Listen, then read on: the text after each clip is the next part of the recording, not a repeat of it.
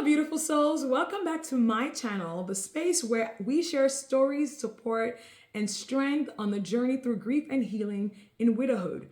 I'm Seun, your coach and companion on this transformative path. Today, we're delving into a topic that resonates deeply with many of us: regrets. Join me as I open up about the things I wish I could change or do differently before my husband's passing. It's a raw and honest conversation that I hope brings comfort and valuable insights. So grab a seat and let's dive in together. The first thing I wish I could have done differently was spend more time together with Tunde. We were married 11 years before he passed, and from the time of his diagnosis to passing was about 15 months. So we pause, go back. The first thing I wish I could have done differently is spend more time together. So Tunde and I were married 11 years before he passed, and over the 11 years, we spent a lot of time together. We took family vacations, date nights. We went out together. We spent a lot of time, but it was nowhere near enough.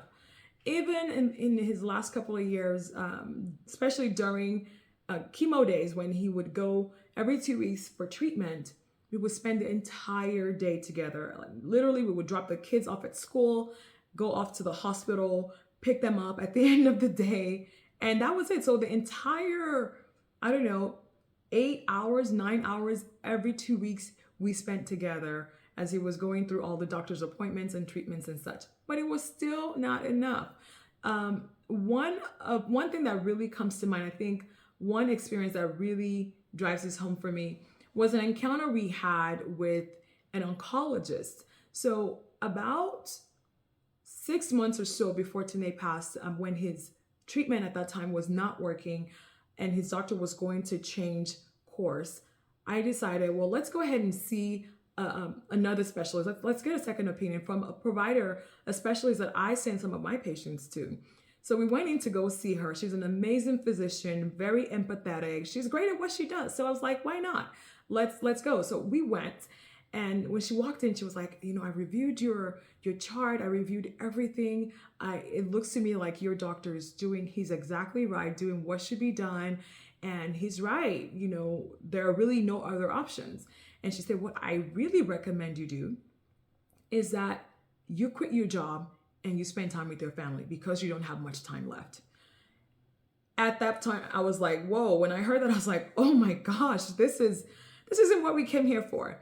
And she said, Tunde, I know you are, you're a software engineer. You've done well for your career, blah, blah, blah. You have young children. Just quit your job, collect Social Security, and spend time with your family because you don't have much time left.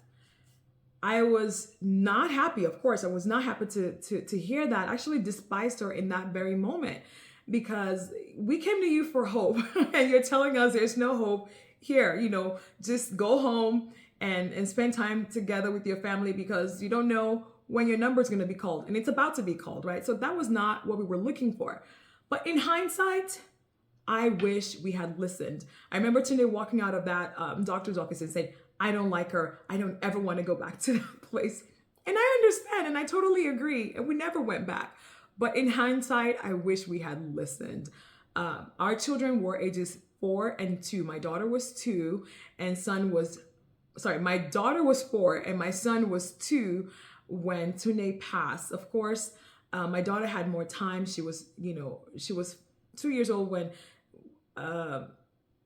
my daughter had more time. So she had a lot more memories with her dad. But my son, who was 1 when, his dad was diagnosed, and over the ensuing the next 15 months or so, a lot of the time his dad had was spent at hospitals and appointments and such. So he didn't get a lot of time with his dad. So there was, he doesn't remember much. I mean, one factor was his age, but the other was just not much time spent together. So I really wish as a family that we spend more time together. I actually wish I had quit my job or taken some time off so we can spend time together, travel, talk about plans, do things that we've always planned to do that we didn't get a chance to.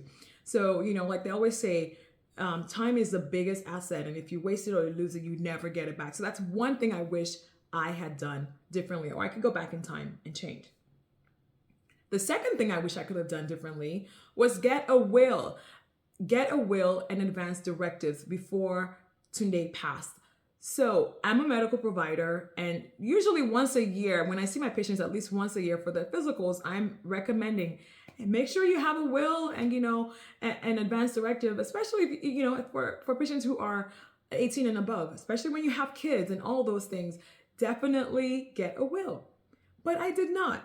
And honestly, though, to be fair, we were in the process of doing it. We had started, we had papers, and we were just going to go and kind of make everything formal. We were having discussions about these things. But the moment Tunde was given the diagnosis, I didn't want to proceed with that. He even said, oh, what about these things that we wanted to do? Let's do them. I said, you know what? Don't worry about it. Let's focus on what's most important first, on your health, and we can deal with that later. Now I'm just like, whoo, I wish I had listened to him. I wish I had just followed through with it.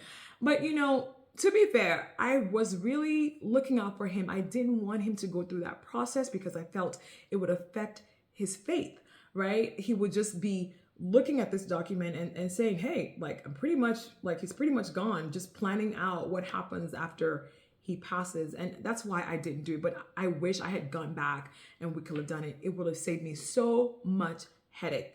So if you may relate to this, if your spouse passed before you guys had a will, or he had a will and advance directives, especially if you have minor children, things get complicated with children.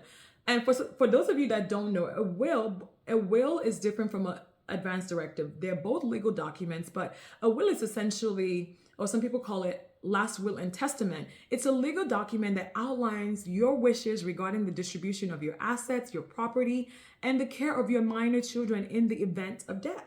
It states who gets what. It designates someone to care, a guardian, to care for your minor children.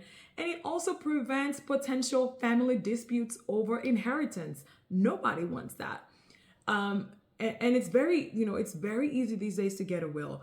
You can talk to a lawyer. I'm sure that there are some sites now that offer, you to get a basic will and such, but I recommend that you go ahead and see a lawyer. So to make sure that your will meets the legal requirements. And please, please, please, please update your will regularly. I say every 5 years, or as circumstances change or life events occur, such as remarrying or having children. It's so important to make sure that they're up to date. An advance directive, on the other hand, while it's also a legal document, it expresses your healthcare preferences in the event that you become unable to communicate or make those decisions for yourself. Typically will include a living will and a healthcare power of attorney. Whoever you give that power of attorney to is going to be the person who executes your wishes. So the advance directive will ensure that the medical treatment that you get aligns with your values and wishes, your wishes, right? I always tell people your spouse may not necessarily agree to what you would rather have done, but it's good to have it documented so that your wishes are carried out. It also, like I said, will appoint someone to make those decisions on your behalf. And the great thing about it is that it guides your medical professionals and that person who has power of attorney to, it guides them in making decisions during those critical times. So please get a lawyer, get these documents, and you will not regret it. Right now, I am dealing with a headache, especially in the state of Texas, where, rules are different. If you or your spouse had assets before you became married. In the state of Texas, there's such a thing as the community law, where whatever you acquire during marriage belongs to the surviving spouse. But whatever was acquired before marriage goes to the heirs or the children. And especially if you have minor children, it gets complicated because the courts, rightly so, want to protect the interests of the children, want to protect their inheritance in the case some parent goes rogue and spends all this children's inheritance. So the court is on the kid's side, and I get it, but it's such a big headache because then you have to either find a guardian or you have to, be the executor. It just becomes a mess. Excuse me. It becomes a mess. It becomes very, very expensive. So please, please, please get a will and get an advance directive. Number 3, The third thing I wish I could have done differently was to record videos for future milestones. This is really talking about having had Tunde record videos for the children, especially for future milestones.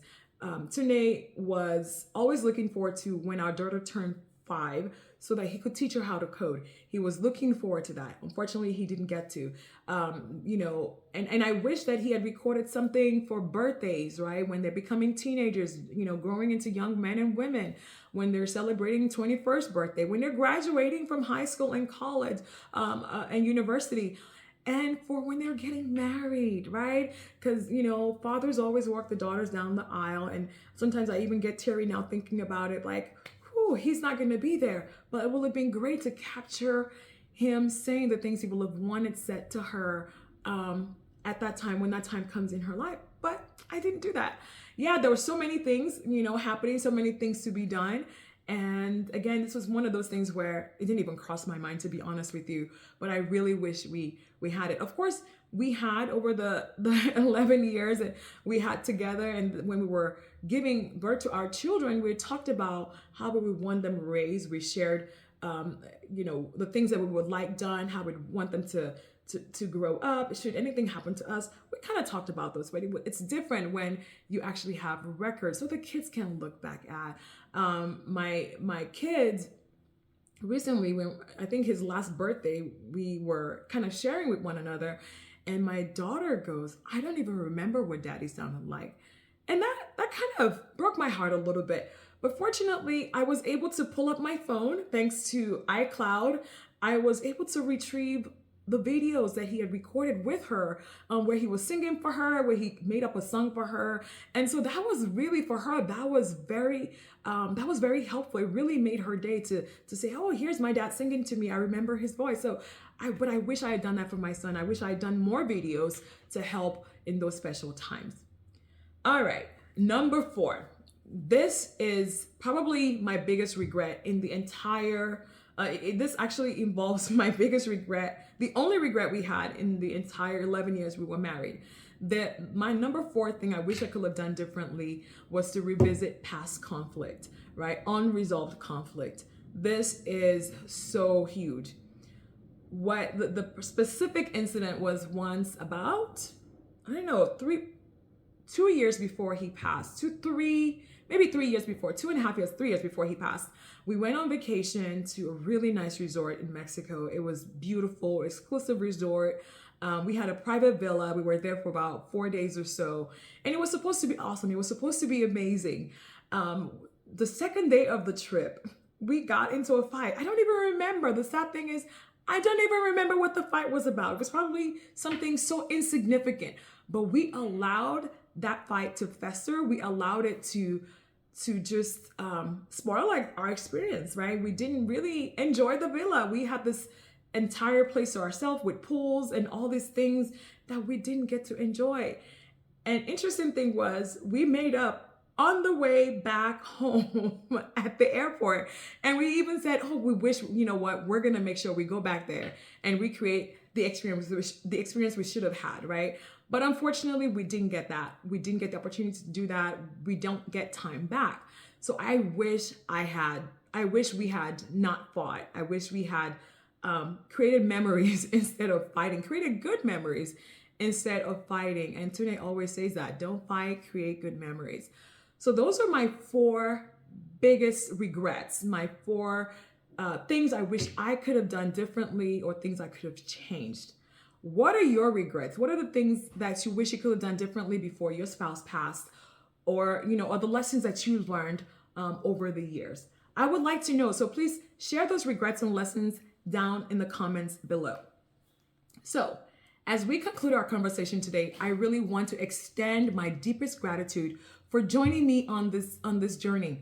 Remember, it's okay to acknowledge our regrets, but let's transform them into lessons that guide our path forward to healing in this journey.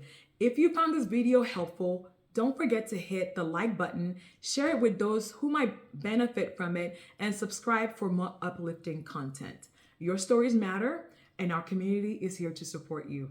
Until next time, stay resilient, stay connected, and embrace the beauty of life. Much love to each and every one of you. Until next time. Bye.